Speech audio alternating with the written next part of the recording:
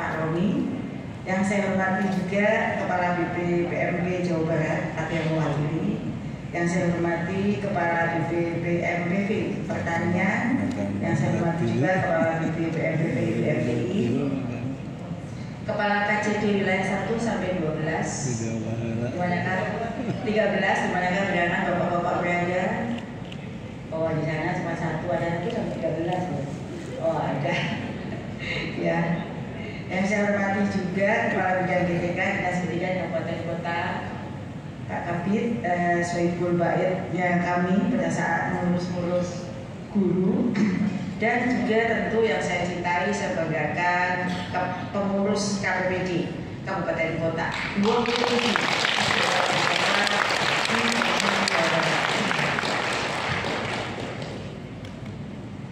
Kalau bukan karena petang hari, tak akan pulang si burung zaman. Apa ya? Karena kerja kolaborasi luar biasa KPPD Jawa Barat. Karena begitu nggak apa-apa, tapi berusaha saya di. Pertama, puji syukur mari bersama kita panjatkan pada Allah Subhanahu Wa Taala, Tuhan yang Maha Kuasa, yang sudah memberikan kita berlimpah-limpah rahmat sehingga kita bisa bertemu di ruangan yang megah ini, di tempat yang luar biasa bersama dengan orang-orang hebat yang luar biasa. Ini semua karena berkah yang selalu dilimpahkan pada kita. Kita diberikan kesehatan, kita diberikan panjang umur, nikmat, sempat dan sehat, dan inilah yang pantas selalu kita syukuri. Kita berada di sini bersama-sama berkolaborasi memikirkan kemajuan pendidikan di Jawa Barat. Saya senantiasa berdoa agar kita semua selalu dalam bimbingan Allah Subhanahu Wa Taala, Bapak Ibu semuanya dalam bekerja selalu istiqomah dan fokus pada tujuan kita untuk anak-anak didik kita di Provinsi Jawa Barat ini. Dan saya bersyukur karena hari ini diundang Pak Hartono bisa berada di tengah-tengah pengurus KPPD. Ini tentu orang-orang hebat ya Jawa Barat. Orang gercep katanya, orang-orang gercep di Jawa Barat. Selamat Bapak Ibu berkontribusi tanpa batas untuk pendidikan di Jawa Barat. Ini Bapak yang saya banggakan, seperti tadi sudah dilaporkan oleh Pak Romi dan juga oleh Pak Kepala bahwa Kemendikbudristek dalam ini Dirjen Guru dan Tenaga Pendidikan selalu berkolaborasi, tidak pernah sendiri dalam mensosialisasikan program prioritas kita. Dan untuk memastikan terbangunnya ekosistem pendidikan yang adil dan berdaya, pemerintah selalu mendorong terciptanya lingkungan yang saling menguatkan, salah satunya dengan memberikan tempat seluas-luasnya untuk kerja kolaborasi. Nah, kita punya 33 balai di seluruh Indonesia, menyusul sebentar lagi balai di DKI Jakarta insya Allah.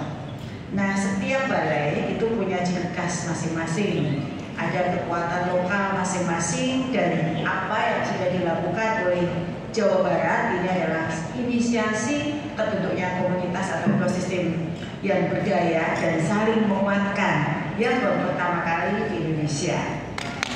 Ya, terima kasih pada Pak Kepala yang sudah memberikan inisiatif ini, dan di seluruh Indonesia sekarang juga sudah bergerak untuk membentuk konsorsium atau namanya mungkin beda ya, tapi bungkusnya atau tujuannya sama. Kalau di sini namanya KPPD, kalau di seluruh Indonesia diberikan nama Konsorsium Pendidikan Daerah, dan kurang lebih anggotanya sama, tujuannya sama, kolaborasi untuk mengatasi permasalahan-permasalahan pendidikan di setiap provinsinya, dan yang paling penting adalah untuk mengakselerasi program prioritas di provinsinya masing-masing.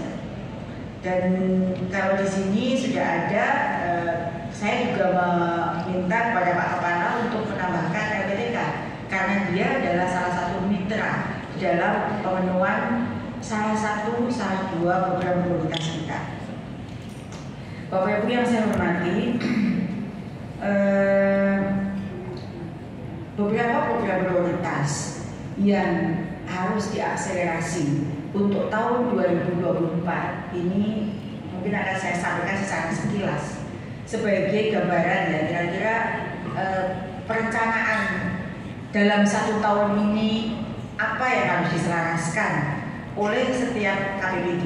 Karena kan tadi Pak Kepala menyampaikan bahwa tujuan dibentuknya KPPD ini untuk akselerasi program prioritas. Di Kemendikbudristek saat ini program-program yang sedang diakselerasi ini mungkin bisa ditampilkan di sini bahwa kami mengutip dari pendapat Pak Presiden Joko Widodo ya, bahwa semua kata kunci dari keberhasilan semua program itu adalah SDM. Jadi kita fokus pada pengembangan SDM.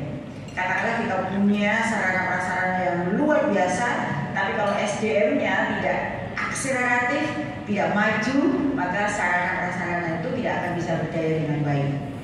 Oleh karena itu, kunci utama untuk bisa menciptakan SDM unggul di Jawa Barat ini adalah pada guru. Bukan begitu? Karena disitulah lahirnya para generasi muda hebat yang akan menjadi pemimpin-pemimpin yang menggantikan Pak Kepala Dinas, menggantikan para kepala dinas di sana, menggantikan Pak Hartono, dan menggantikan kita semua. Apakah nanti Jawa Barat ini akan dipimpin oleh orang-orang yang kompeten dan berkarakter, tergantung pada guru. Maka di sini untuk dapat mewujudkan sumber daya manusia yang unggul ini, kunci utamanya adalah guru. Guru yang seperti apa? Guru yang mempersatukan murid, guru yang terus belajar dan berbagi, dan guru yang profesional yang memiliki kecintaan yang kuat terhadap profesi. Jadi bukan karena bekerja karena untuk mendapatkan gaji, tapi karena cinta terhadap profesinya. Yang mana bukan hanya pandai untuk dirinya sendiri, tapi mau mengajak orang-orang sekitarnya untuk maju bersama. Karena kalau ada guru yang hebat di Jawa Barat ini, tapi dia hebat sendiri, tidak akan memberi makna pada Jawa Barat. Tapi kalau mengajak semuanya bersama-sama bergerak dan berbagi, maka ia akan menjadi kekuatan yang hebat di Jawa Barat ini. Bapak Ibu yang saya hormati, kita sudah, tadi Pak Kepala sudah menyampaikan episode Merdeka Belajar. Kita sudah sampai ke 26 episode Bapak Ibu. Sebentar lagi ada episode ke-27. Nah, dari 26 episode ini, meskipun kementerian ini ada 9 unit utama, GTK adalah salah satu unit utamanya, tapi 16 di antara episode ini itu bicara tentang guru dan tenaga pendidikan. Berarti guru dan tenaga pendidikan itu adalah unsur penting untuk kementerian ini. Meskipun nama episodenya bermacam-macam, tapi 16-nya itu adalah menyentuh guru dan tenaga pendidikan. Dan di dalam Merdeka Belajar yang disebut sebagai breakthrough atau terobosan, transformasi, ini upaya yang kita lakukan adalah untuk melakukan berbagai perbaikan. Jadi bukan ganti ya, istilahnya adalah melakukan berbagai perbaikan. Perbaikan itu dikelompokkan, kalau teman-teman guru Bapak Ibu ingat dalam gambar Merdeka Belajar yang ujungnya adalah pelajar Pancasila, di kakinya itu ada 4 kolom. Itulah wilayah perbaikan. Perbaikan pada infrastruktur dan teknologi, perbaikan pada kebijakan, prosedur, dan pendanaan, serta pemberian otonomi yang lebih bagi satuan pendidikan, perbaikan kepemimpinan masyarakat dan budaya pendidikan, serta perbaikan kurikulum, pedagogi, dan asesmen. Nanti kalau namanya transformasi itulah dari gambar perbaikan itu dilakukanlah transformasi. Transformasi itu selalu tidak ada yang nyaman. Jadi kalau di antara kita semua masih tidur dengan nyenyak dan nyaman, maka kita sejatinya belum transformasi. Jadi kalau Bapak Ibu guru terus bergerak, terus ditunggu dengan program-program berikutnya. Bangun pagi, apa yang akan saya kerjakan? Apa yang belum selesai? Bagaimana dengan yang ini? Itulah Bapak Ibu sedang bertransformasi. Jadi kalau masih nyaman, gitu ya Pak Kepala Dinas, itu berarti kita masih business as usual. Jadi ya mari kita nikmati transformasi ini. Karena kita ini adalah bagian dari transformasi. Bapak Ibu yang saya hormati, karena itulah maka kata kunci dari kita semua di GTK ini adalah bergerak bersama, lanjutkan Merdeka Belajar. Kita berharap semua yang sudah kita kerjakan selama 4 tahun ini, kita jungkir balik dan banyak sekali tantangan, tidak hanya berhenti sampai di sini. Kita akan terus lanjutkan. Supaya bisa berlanjut, tentu kita semua yang akan terus mendukung semua program prioritas ini. Kalau sekarang bicaranya adalah dampak, bukan lagi bagaimana implementasi. Jadi mari kita suarakan dampak dari perubahan yang kita lakukan melalui berbagai kanal yang kita miliki. Jadi kalau bukan kita yang menyuarakan, kita penerima manfaat, siapa lagi? Dengan demikian maka kita bisa memberikan informasi kepada masyarakat seluas-luasnya bahwa program yang kita kerjakan ini benar-benar berdampak. Bapak Ibu yang saya hormati, kira-kira ini adalah program prioritas Ijen GTK yang sekarang tahun 2024 ini kita lanjutkan, kita kerjakan. Jadi ASNP 3K, kemudian ada PPG, jadi PPG itu ada PPG dalam jabatan dan PPG prajabatan. Mengapa tadi saya minta Pak Kepala juga mengajak RPTK masuk dalam KPPG ini supaya kita bisa melihat supply demand guru di sini. RPTK yang mencetak guru sesuai dengan kebutuhan. Jangan cetak aja nanti oversupply. Gurunya nggak dapat diangkat karena yang dibutuhkan bukan itu, yang dicetak itu terus. Mana yang paling menguntungkan. Sementara nanti yang tahu kebutuhan guru itu ya dinas. Maka dinas harus bertemu RPTK supaya ngobrol 3 tahun mendatang guru-guru saya yang pensiun adalah guru A, guru B, guru C. Jadi silakan diproyeksikan ini akan lulus guru-guru ini supaya putra-putra daerah Jawa Barat inilah yang menjadi guru-guru di Jawa Barat. Inilah konsepnya yang kami sebut konsorsium pendidikan daerah. Setiap daerah boleh memberikan nama masing-masing. Kalau Pak Hartono sudah menginisiasi dengan nama KPPG tersebut. Lalu ada yang PKB yang akan digalakkan di tahun ini, dan juga ada PGP yang akan diteruskan. Kemudian PPKG, PJOK, di mana di sini ada guru penggerak PJOK. Ada nggak yang di ruangan ini guru penggerak PJOK? PJOK. Belum ya. Ini yang sekarang tahun ini adalah PPKG PJOK. Nanti Pak Kepala juga akan sudah mulai pendaftaran fasilitator ya Pak Kepala ya. Bapak Ibu guru penggerak ini yang jadi ujung tombak dari semua program prioritas kita. Lalu ada manajemen talenta guru, lalu ada beberapa kisah menarik yang nanti bisa, jika ada waktu bisa kita sampaikan. Saya sekilas akan menyampaikan program prioritas yang pertama tentang ASNP 3K. Jadi kita boleh bangga Bapak Ibu bahwa perjuangan kita sejak tahun 2021 hingga tahun 2023 ini berhasil menjadikan hampir 800.000 guru honor di seluruh Indonesia menjadi P3K. Mungkin sepanjang sejarah belum pernah ada. Ini guru honor di satuan-satuan pendidikan itu sampai sekian lama Indonesia merdeka dia masih ada di situ. Dan Pak Menteri dengan gagah berani mengatakan 1 juta guru. Ternyata tidak semudah yang dibayangkan Bapak Ibu. Karena untuk bisa mencapai 1 juta guru itu kompleks sekali masalahnya. Jadi masalahnya bukan hanya masalah kita mau, tetapi banyak pihak yang terlibat sehingga 1 juta guru itu bisa terwujud.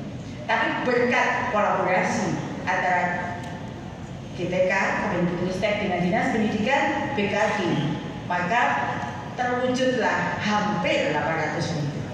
Tahun ini insya Allah 1 juta bisa terrealisasi. Paling tidak janji kita semua itu sebelum lengser itu bisa dipenuhi Bapak Ibu. Jadi di sini rekrutmen ASNP 3K guru ini tidak hanya sekedar mengangkat guru honor non ASN dari ASN, tapi menjawab apa yang diharapkan oleh Pak Kepala Dinas tadi terkait dengan kalau gurunya Maret pensiun, Maret itu juga sudah ada. Nah, kami sudah merancang ruang talenta guru. Jadi nanti lulusan PPG Prajabatan, guru-guru honor yang sudah lolos seleksi nanti akan masuk dalam talent pool guru yang bisa diakses oleh Kepala Dinas. Jika saat itu guru pensiun, nanti bisa langsung memilih guru mana yang akan diangkat. Kepala sekolah bisa milih, boleh nggak KSDP anak saudara dan ponakan? Boleh saja jika ada di talent pool, jika ada di ruang talenta boleh. Apa nggak boleh kalau anaknya pintar? Apa nggak boleh saudaranya pintar, ponakannya pintar? Asal ada di dalam talent pool atau ruang talenta itu boleh. Bapak Ibu yang saya hormati, di program kedua tentang pendidikan profesi guru, kami memandang perlu bahwa guru dalam jabatan yang jumlahnya saat ini masih 1,6 juta yang belum tersertifikasi itu bisa mendapatkan kesempatan tahun ini untuk mengambil sertifikasi tanpa kuota. Jadi kalau di paparan ini adalah untuk PPG Prajabatan. Tapi kami sebenarnya ada 2 program yang akan kita jalankan di tahun 2024. Insya Allah di bulan April itu sistem yang kita bangun itu siap. Setiap guru yang memenuhi syarat minimal 3 tahun di dalam minimal 3 tahun atau sudah terdaftar di Dapodik itu bisa mengambil sertifikasi guru dalam jabatan, baik negeri maupun swasta, dan tidak menempuh pendidikan sebagaimana PPG yang sekarang terjadi, tetapi mengambil belajar mandiri melalui modul. Pengalaman Bapak Ibu guru diakui sebagai RPL dan tinggal menempuh pendidikan melalui belajar mandiri dalam modul dengan modul hanya 9 SKS. Kemudian Bapak Ibu akan mengambil tes. Dalam 1 tahun ada 3 kali tes. Jika tidak lulus, tes lagi sampai lulus. Ini adalah upaya kita untuk menuntaskan dalam 1 tahun ini. Kalau kita punya data 1,6 juta guru yang sudah sertifikasi, 1,3 juta guru yang baru sertifikasi, yang sudah menikmati haknya sebagai guru profesional, baru 1,3. Kami ingin setiap guru yang ada di satuan-satuan pendidikan juga menikmati haknya dong. Masa hanya gaji pokok saja, ya kan? Nah, kita akan akselerasi dengan menghilangkan syarat-syarat administrasi yang membebani. Misalnya punya IPTK itu sudah kita coret, nggak perlu lagi ada IPTK. Yang penting ada di Dapodik, Bapak Ibu bisa ikut. Di pendataan kami memang belum semua memenuhi syarat, Pak Kepala. Jadi 1,6 itu 200 ribunya itu belum S1, jadi belum bisa ikut PPG. Kemudian dari 1,4 itu ada dari Kemenag, yang PPG-nya ada di Kemenag, yang ternyata sisanya itu adalah 1,2 juta. Kalau data dipaparkan di mana-mana 1,2 juta. Nah, di situ 1,2 juta itu 900 ribunya adalah non ASN, gitu ya, atau guru di guru di swasta. Kalau disebut non ASN itu kan guru di sekolah negeri, ya, guru non sekolah negeri. Sedangkan visi PPG yang kedua, PPG Prajabatan, ini adalah untuk menggantikan guru-guru pensiun. Kira-kira apa sih peran KPPG di dalam hal ini? Apakah ada? Tentu ada, karena di sini pada akhirnya kami akan menyerahkan pendataan, administrasi, semuanya ada di PPG untuk PPG ini. Berikutnya, program yang ketiga adalah PKB, Bapak Ibu.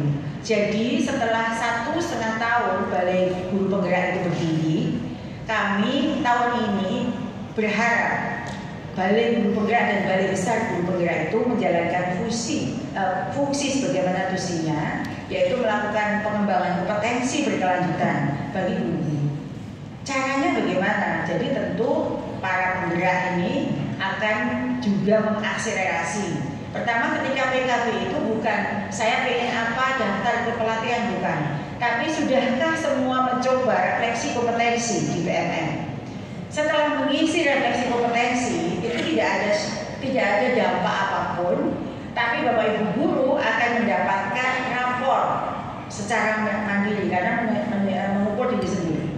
Kepala dinas akan mendapatkan potret guru-guru di Jawa Barat. Lalu bagi guru sebenarnya saya ini lemahnya di kompetensi yang mana? Ini semua berdasarkan model kompetensi guru di Perdirjen 2626. Lalu nanti si guru yang mengisi refleksi kompetensi akan dapat rekomendasi belajar. Rekomendasi belajar itulah nanti akan datang ke BWGP. Saya lemah di kompetensi pedagogi subkompetensi ini. Itulah yang akan di PKB kan.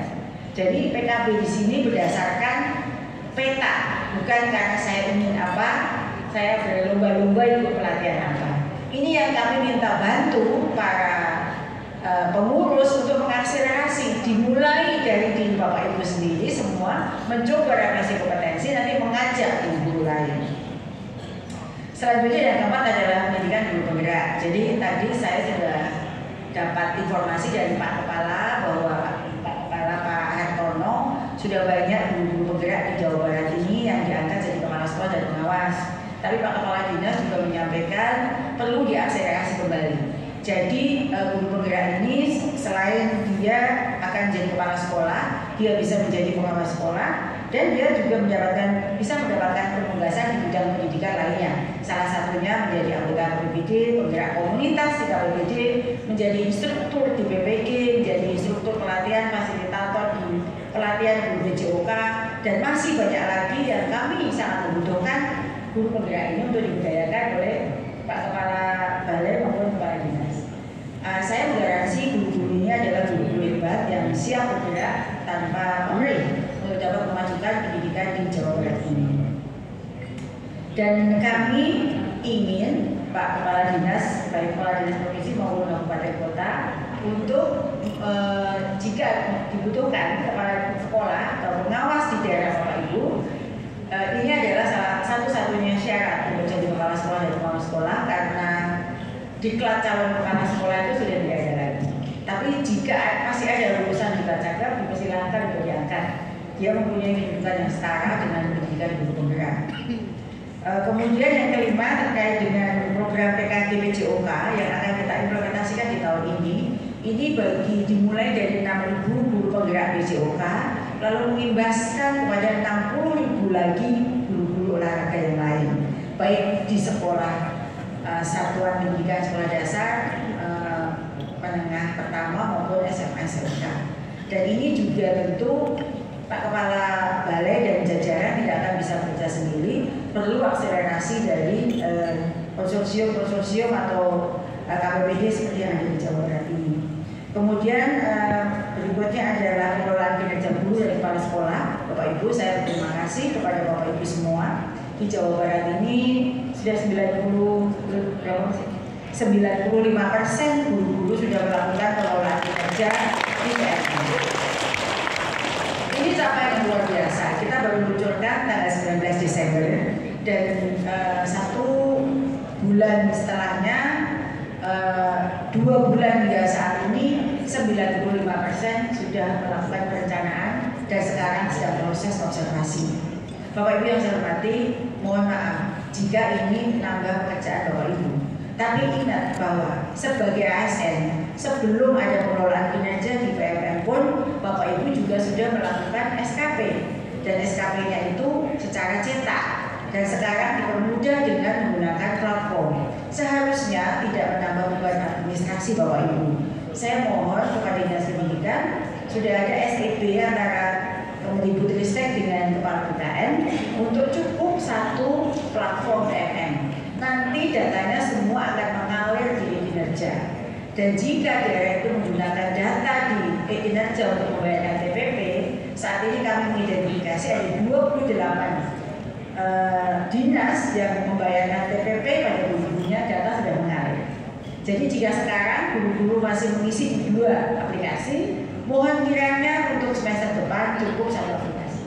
Kami pastikan data Bapak Ibu semua akan mengalir di EDI. Karena ini sudah ada kesepahaman dengan BKN. Bapak Ibu yang saya hormati, Bapak Ibu boleh bangga karena pengelolaan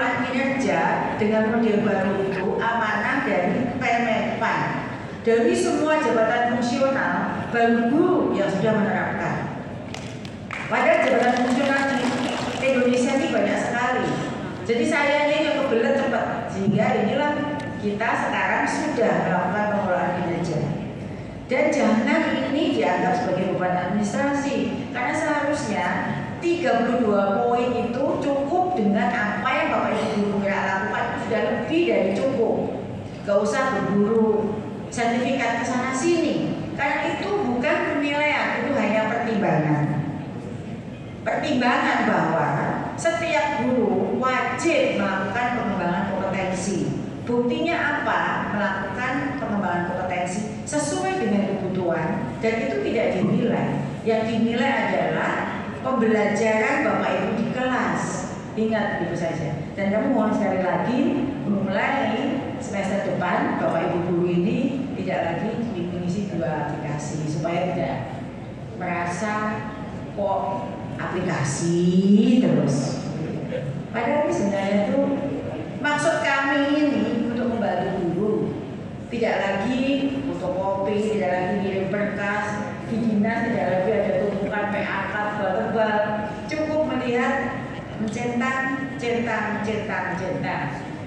Bukan mencetak, membuat dokumen, dan nanti dokumennya itu ternyata sudah ada broker-broker yang membuatkan. Jadi ini benar-benar ngajar itu tidak bisa dibrokerkan. Ya Bapak Ibu lah yang mengajar. Sebentar lagi juga ada pengelolaan kinerja kepala sekolah, dan para kepala sekolah juga sudah membuat rencana kinerja. Nah, ini yang mengukur itu adalah kepala dinas, dan tentu kepanjangan tangan kepala dinas itu adalah pengawas. Sementara jumlah pengawas masih terbatas. Oleh karena itu, jika ada uji kompetensi pengawas tukang ngaji, Bapak Ibu guru penggerak yang sudah memenuhi syarat ikut. Nanti akan diangkat oleh para kepala dinas. Kalau nggak punya lulus tukang ngaji nggak akan bisa diangkat, meskipun punya sertifikat pendidikan guru penggerak. Karena memang syaratnya adalah ada uji kompetensi. Dan kami segera akan menyiapkan formasi, karena memang kepala dinas atau PPK tidak bisa mengangkat jika tidak ada formasi. Dan formasinya sudah kami siapkan melalui koordinasi dengan Kemenparekraf. Bapak Ibu yang saya hormati, mungkin itu program-program lain. Di luar itu masih ada program lain, tapi yang fokus akan dikerjakan di tahun 2024 adalah itu. Plus satu lagi, program pelatihan peningkatan kompetensi guru bahasa Inggris. Karena sekarang di SD itu sudah ada mapel bahasa Inggris, maka guru-guru kelas akan kami latih untuk bisa mengajar bahasa Inggris secara dasar. Jangan nanti lebih pintar muridnya daripada gurunya. Betul kan ya? Nah Bapak Ibu yang saya hormati, saya meyakini bahwa keberadaan komunitas yang sekarang bergerak di sini, dan komunitas praktisi yang aktif, produktif, dan kolaboratif, pasti akan memiliki dampak nyata bagi para anggota komunitasnya dengan berbagai kegiatan yang bermanfaat dan bermartabat. Saya akan selalu mendorong kemunculan dan keberlanjutan komunitas ini. Jangan setelah dibentuk selesai sampai di sini, teruslah berkarya membantu dinas pendidikan, menjadi kepanjangan tangan dinas pendidikan, menjadi kepanjangan tangan Balai Guru Penggerak, Balai Pendidikan Guru, dan UPT-UPT Kemendikbud untuk mengakselerasi program komunitas kita. Akhir kata, dengan optimis saya meyakini bahwa keberadaan KPPD ini akan dapat meningkatkan komunikasi, koordinasi, dan kolaborasi yang semakin baik antara semua aktor dan pemangku kepentingan dan pemangku kebijakan pendidikan di Provinsi Jawa Barat ini. Pada akhirnya, semua yang kita lakukan sekarang ini adalah untuk menciptakan transformasi pendidikan dengan pembelajaran yang berpusat pada murid, dan dengan begitu kita akan memberikan pendidikan yang layak bagi anak-anak kita di Jawa Barat ini. Selamat bekerja bagi semua pengurus dan anggota KPPD di Jawa Barat. Apapun yang Bapak Ibu lakukan, sedikit saja itu adalah bagian dari ibadah kita, dan pasti akan dicatat sebagai sejarah buat Bapak Ibu semua, kontribusi kita semua untuk pendidikan di Jawa Barat. Jangan pernah berhenti untuk terus berkarya. Kalau orang lain mengatakan apapun, abaikan. Yang penting kita fokus untuk berbakti untuk Provinsi Jawa Barat. Demikian Bapak Ibu atas penggunaan dan perintah dari Pak Kepala BPKB Jawa Barat. Maka